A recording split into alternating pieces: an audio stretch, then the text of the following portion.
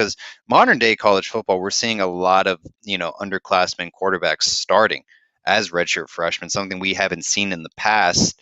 And that you see that more at elite programs. So I'm curious, if that's a good thing or a bad thing. But yeah, no, it's a very interesting thing, to see players come from, high school, the transfer portal, and see how, hey, maybe they're not going to pan out. And I think Manny Diaz, he's being very selective in that process. His first year, God, Austin Martin, Tate Martell, Tommy Kennedy, the list goes on. There were a lot of players who did not contribute at all. I hate using the word waste of space, but yeah, they weren't contributing to the team, honestly. So we're being a lot more selective.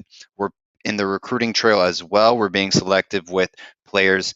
We're trying to get players in that aren't going to decommit from the program. They're going to, stay strong with their verbal commitment and ride out the entire recruiting process with the University of Miami. We're being a lot less, we're being more pickier. Instead of, it's going to be more quality over quantity. And so I think Manny Diaz is trying to evaluate those things and, get that down packed. And I think once he does, the ball can get rolling at Miami.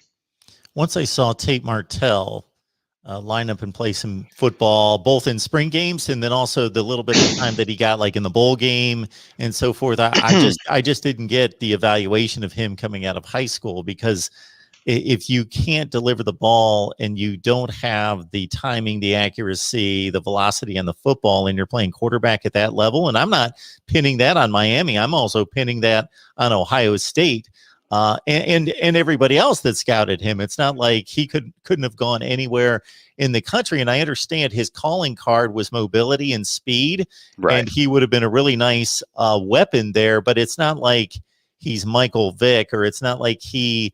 When you step on the field with like athletes, then that's kind of taken away from you to a certain extent, that you're just going to blow by everybody.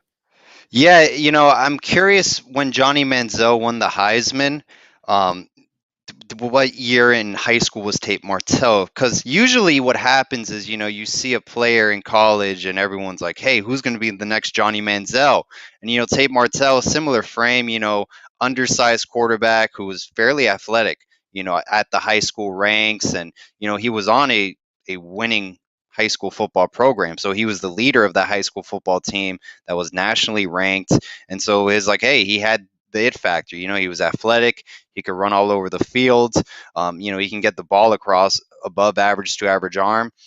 So I'm curious if that kind of sold a lot of people, that Johnny Manziel hype, to kind of really overhype Tate Martell. But another thing too, and this is what's going to, kind of transition to my next statement. I felt like Dan Enos as their quarterbacks coach. I felt like N'Kosi Perry, Jaron Williams, Tate Martell, everybody in that quarterback room regressed and did not develop during Dan Enos' time at Miami. And I think there was a lot of development under Coach Rhett Lashlee. And we're seeing that right now with Tyler Van Dyke and Jake Garcia this offseason. I think the same thing, N'Kosi Perry. Thought we saw a lot better N'Kosi Perry play against Oklahoma State. I think he would have developed nicely this spring under Rhett Lashlee as well. Who knows? Maybe he would have been the best quarterback in the spring game. But you're going to see quarterback development under a true quarterback's coach. And I'm just very grateful that Rhett Lashlee is our offensive coordinator and overseeing this position unit. Because like Manny Diaz stated in his first day at Miami, the Miami standard is not there at the quarterback position, and it needs to change. And he is answering that question right now.